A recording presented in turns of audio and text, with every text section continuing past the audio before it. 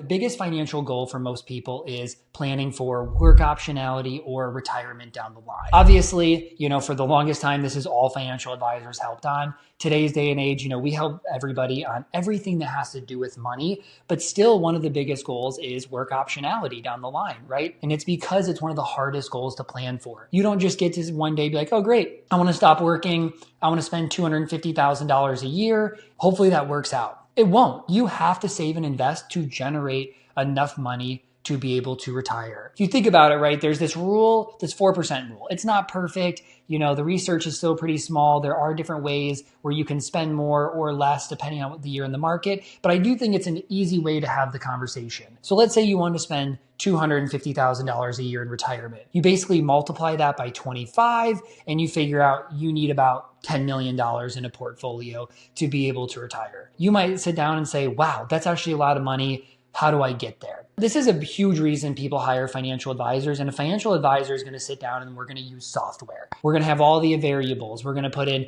here's what you make, here's what's in your portfolio, here's what accounts to use, here's how much to invest to get to the point where you can retire. The variables you need to be aware of, one is Social Security. Come retirement, you're going to have Social Security. There's all the arguments out there that like, oh my gosh, Social Security is set to run out in 2032. But that's the reserves. Do I think Social Security is going to be around when we retire? I do. Do I think that it'll be the same? I don't. You can figure out how you want to map this. I think it's just going to be a later age. And I think if anything, they're going to raise taxes as we pay into it. Right now, they cut it off at $168,800. I think they'll raise that cap quite a bit to get more money going into Social Security. But I don't think we're going to live in this world where all of a sudden they just get rid of Social Security and that we don't get it after paying into it for such a long time, especially because such a large percentage of people rely only on Social Security for retirement. But anyways, so a financial advisor is going to map out inflation. They're going to map out your Social Security and when to take it. They're going to map out a growth rate of your investments.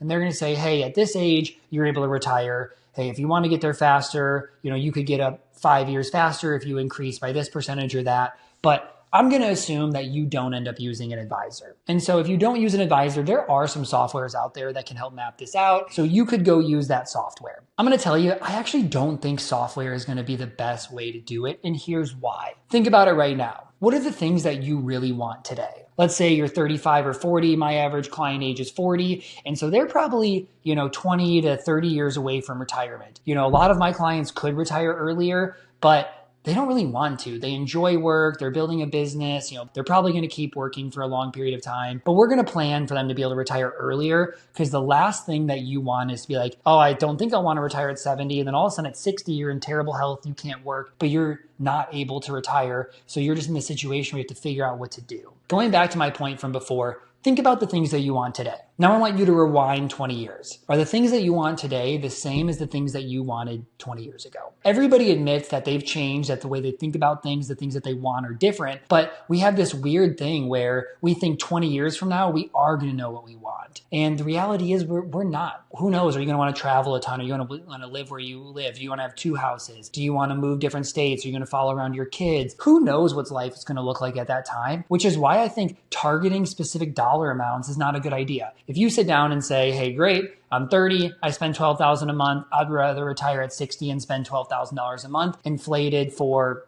30 years from now, right? It's a good benchmark. It's a good starting point, but I don't actually think it's going to get you the results that you want. Why? Well, what if in 5 years from now, you're making 3 times the money and you spend double, right? That financial plan you did years ago is going to be very, very off. What if you wanted to retire at 55 because you hate your corporate job, but then in 10 years, you start a business, you love it, it's the most amazing thing, you're going to be able to sell it, and you're able to spend more, right? The target is going to be completely off. And this is why I think when you're planning in your 30s, 20s, 30s, even 40s, that you're better off using metrics for how you invest. The way that I look at this is if you're in your 20s and 30s, you should be investing 20% of your income at a minimum. So if you make $500,000 of gross income, then basically you'd want to try to invest about $100,000 a year. I found that that's a pretty good benchmark to put you on track for future goals. The other part about this is there's some variables that change that. Let's say that you are 45 and you're just starting out. That means you're probably going to need to invest more than 20% because you have a short period of time. Well, what happens if you're 30 and you sold a business already for $2 million? Well, you're probably going to need to do less than 20% because you've built up a good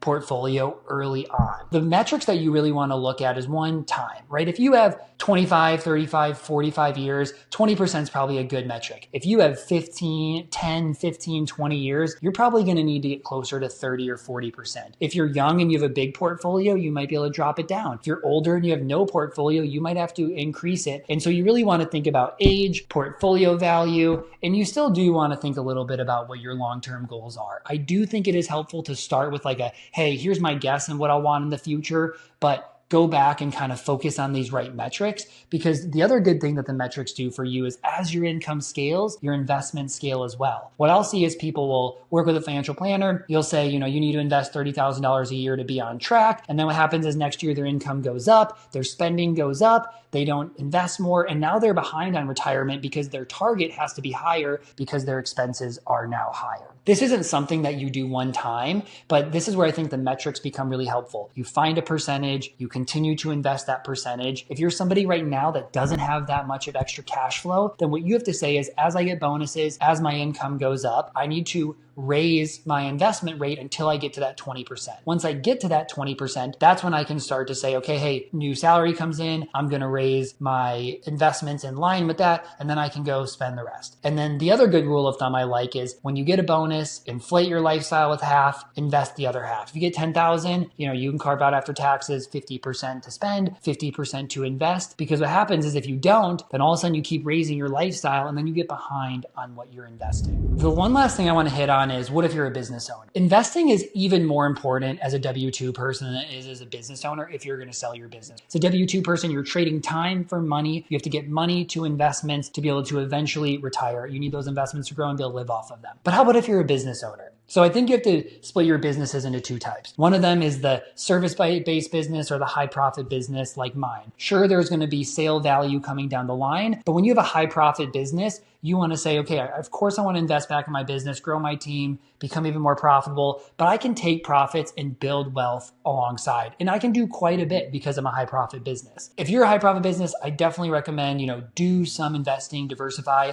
But there's another type of business that are low profit. They might be high revenue, low profit, or even no revenue, negative profit because they're growing, scaling, and they plan to sell long term. If you own this type of business, understand that reinvesting back into the business and not paying yourself more is investing. It is growing the business, but understand you are becoming concentrated and you do have some risk here. If you don't get to sell your business for the amount that you want to, and you didn't invest along the way, you're going to be stuck. And so my recommendation is at least try to do those no-brainers, right? That might be 401k to the match. It might be backdoor Roths. It might be HSAs. You don't need to figure out how do I get every dollar out of the business and reinvest, but you do still want to use your tax advantage accounts and you still want to build liquidity. I work with so many business owners at this point. The ones that don't do this, the ones that keep their money in their business or just keep their money in their business and real estate, they are so much more stressed, are always worried about making ends meet. They're always scrambling to try to figure out how to get their taxes paid, and they're stressed day in and day out. The other business owners who build liquidity, build savings, invest externally, have a lot better of a life simply because they have breathing room. Breathing room and liquidity is extremely important to success financially and just to how you feel in your day-to-day life. Set up the right metrics, save and invest for retirement. Do not continue to push it off till it's too late. And I will say it's never too late. You can always get started, but the best time to start was yesterday. The next best time to start is today. Thank you for watching.